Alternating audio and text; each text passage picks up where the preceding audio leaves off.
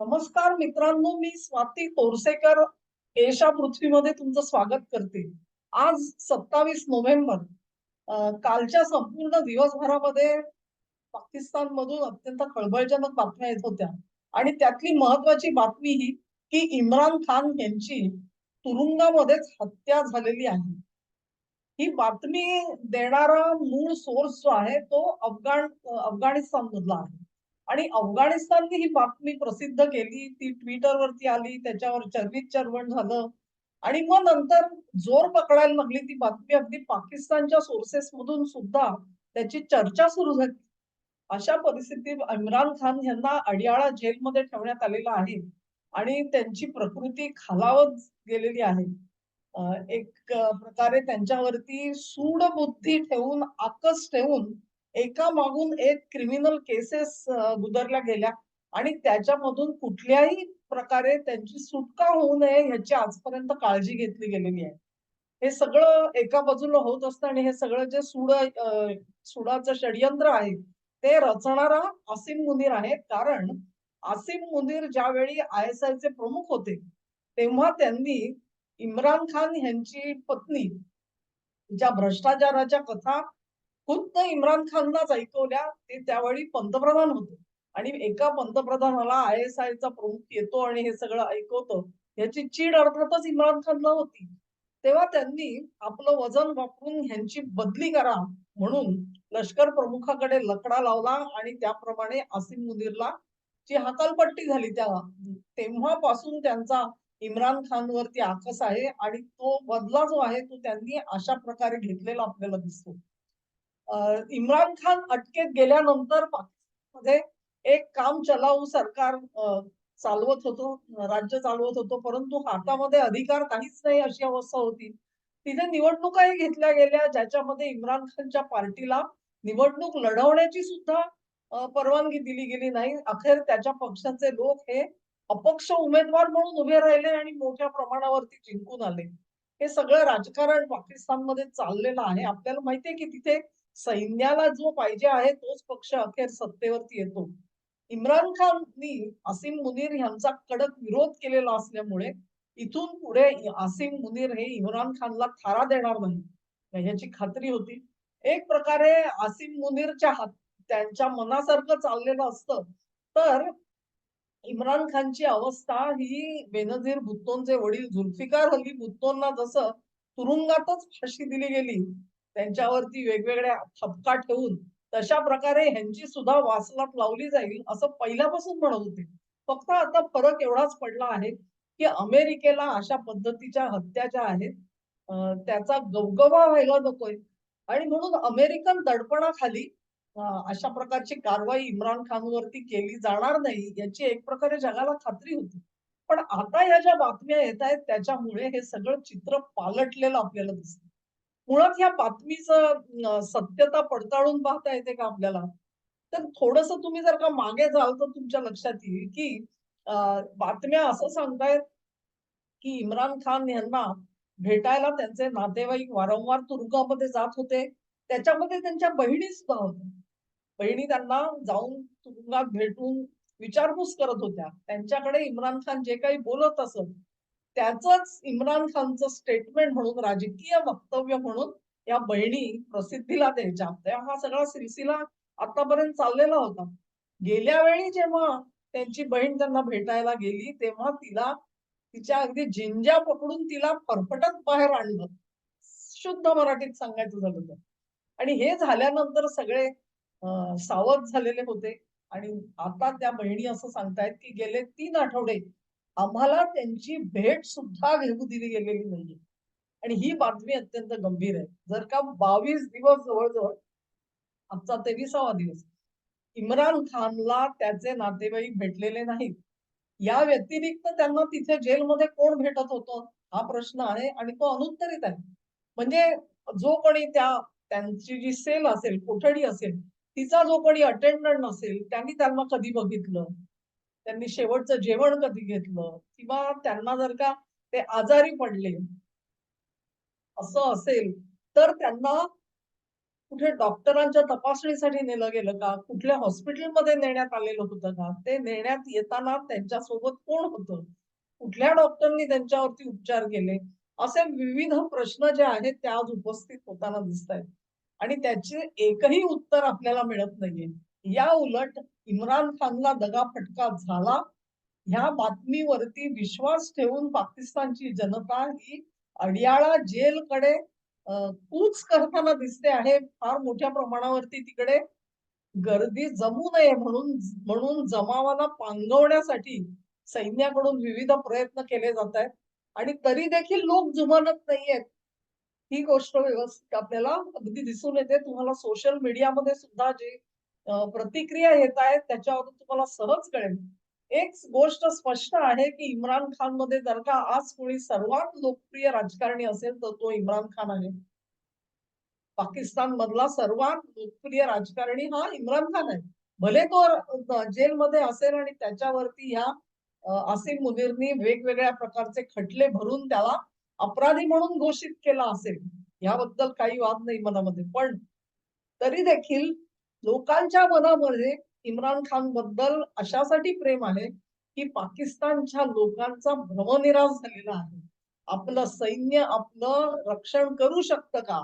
ह्याबद्दल त्यांच्या मनामध्ये संदेह आहे. आपलं सैन्य आपला देश चालवू शकतो का? ह्याबद्दल त्यांच्या मनामध्ये संदेह आहे. आणि मग अर्थातच त्या जुलमी सैन्याचा वरवंटा ज्याच्यावरती फिरतो आहे, इम्रान खान हा जनतेला सर्वात अधिक लोकप्रिय वाटला तर नवल नाही. जवळचा वाटला तर नवल नाही. तेव्हा ही झाली राजकीय परिस्थिती झाली. तुम्ही जर का बघाल, की ह्या ज्या पाकिस्तानमधल्या डेव्हलपमेंट्स आहेत, त्याच्या जोडीने काय झाले लक्षात घ्या. 17 ऑक्टोबरला आपल्याकडे काश्मीरमध्ये ते पोस्टर लावलं गेलं. आठवतंय तुम्हाला? मग त्याचा शोध घेता घेता त्या संदीप मला वाटतं चक्रवर्ती ह्या पोलीस अधिकाऱ्याला शंका आली आणि त्यांनी पोस्टर लावणारी जी मुलं होती त्यांचा कसून तपास घेतला तेव्हा ती दगडफेक करणारी मुलं आहेत असं लक्षात आलं. म्हणजे 5-6 वर्षापूर्वी हे गुजराण कशी करायचे तर दगडफेक करून करायचे. मग त्यांना ताब्यात घेऊन जेव्हा सगळा प्रकार शोधण्याचा प्रयत्न झाला तेव्हा मग हे सगळं डॉक्टरांचं रॅकेट बाहेर आलं आणि हे डॉक्टरांचं रॅकेट हे डॉक्टरांपुरतं नाही. अहमदाबादमध्ये रिसिन म्हणजेच ज्याला WMD म्हणतात, weapons of mass destruction, at A time एकाच वेळी हजारो लाखो लोकांना मारण्याची जी काही शस्त्र असतात त्याच्यामधलं केमिकल वॉरफेअर हे एक धरलं जातं. त्याचा हे जवळजवळ 3,000 किलो अमोनियम नायट्रेट मिळालं, जवळजवळ 400 किलो RDX मिळालं त्यांना. वेगवेगळ्या ठिकाणी स्टोअर केलेलं होतं. त्याच्यामध्ये जवळजवळ 200 डॉक्टर्स हे पोलिसांच्या चौकशीच्या फेऱ्यामध्ये सापडलेले दिसतात आणि मॅटर्स इथेच नाही तर काल परवा एक खंदक सुद्धा मिळाला दिल्लीच्या जवळ, ज्या खंदकाच्या भिंती 5-5 फूट रुंद केलेल्या होत्या. तेव्हा इतका भक्कम खंदक कशासाठी होता? हमासने जे गाझापट्टीमध्ये केलं, भूमी अंतर्गत संपूर्णपणे खंदकांचं साम्राज्य तिकडे तयार केलेलं आहे आणि त्याच्यातून ते ऑपरेट करत होते. तेव्हा अशीच काही योजना भारतात होती का?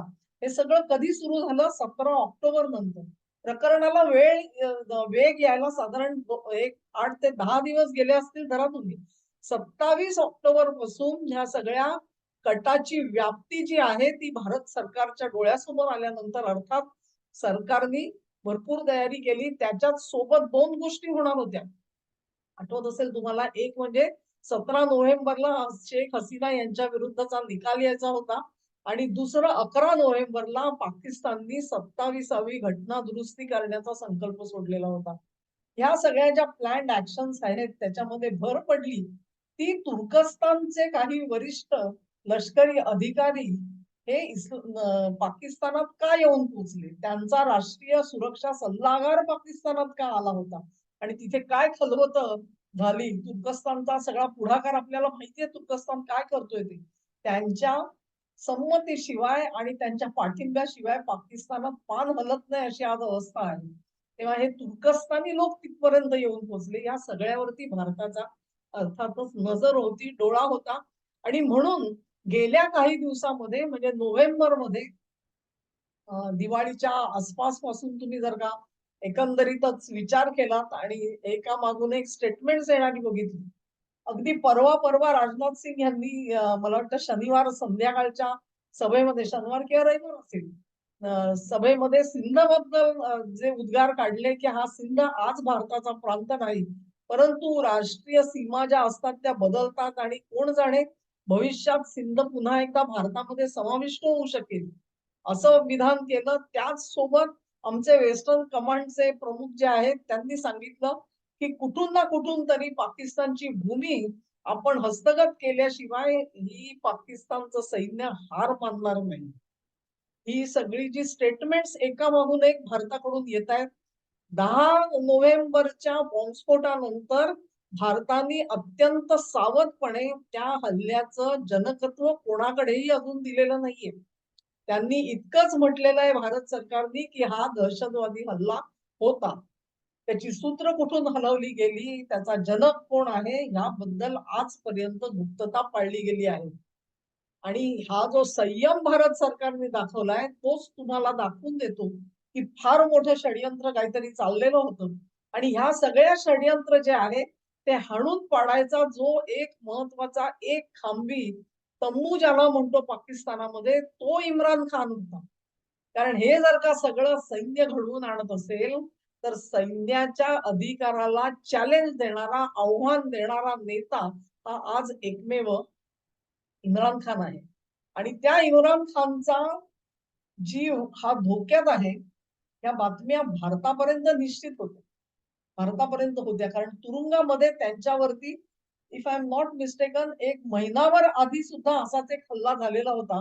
आणि त्या हल्ल्याची सुद्धा अतिशय वाईट वर्णनं त्यावेळची आलेली होती. आणि आता देखील एक काहीतरी मेडिकल रिपोर्ट हा सोशल मीडियामध्ये फिरतो आहे आणि त्याच्यामध्ये त्यांना संपूर्ण शरीरभर कशा जबरदस्त जखमा झालेल्या आहेत याचं वर्णन त्याच्यात दिलेलं आहे. अर्थात त्या जखमा या फेटल होत्या का, म्हणजे त्यातून त्यांचा मृत्यू ओढवला का, किंवा ज्याला आपण म्हणतो की दलित गात्र करून टाकलंय का इम्रान खान यांना, हे अजून स्पष्ट होताना दिसत नाहीये. तेव्हा हे सगळं होणार हे भारताने अँटिसिपेट केलं आणि इम्रान खानच्या जीवाला धोका आहे ही गोष्ट सुद्धा भारताला माहिती होती. आणि म्हणूनच या सगळ्या गोष्टींना वेग आला का, चालना आली का, ही शंका मनामध्ये येते. कारण परिस्थितीजन्य ज्या प्रकारे आपले लष्कर प्रमुख असतील, ते जी भाषणं करतायत, ते जी संकेत देतायत, त्या संकेतांमधून हेच दिसून येतं,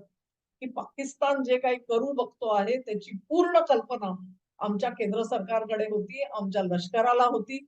आणि त्यातूनच त्यांची पाकिस्तान विषयकची जी पॉलिसी आहे, धोरण आहे, ते आखलं गेलेलं आहे, हे दिसून येतं. तेव्हा इम्रान खान यांच्या हत्येची जी बातमी आहे, त्याच्यानंतर भारत सरकार अर्थातच अधिकृत तर वक्तव्य देऊ शकतच नाही. परंतु त्या अनुषंगाने पाकिस्तानमध्ये काय-काय हालचाली चालल्या आहेत हे तुमच्या लक्षात येईल.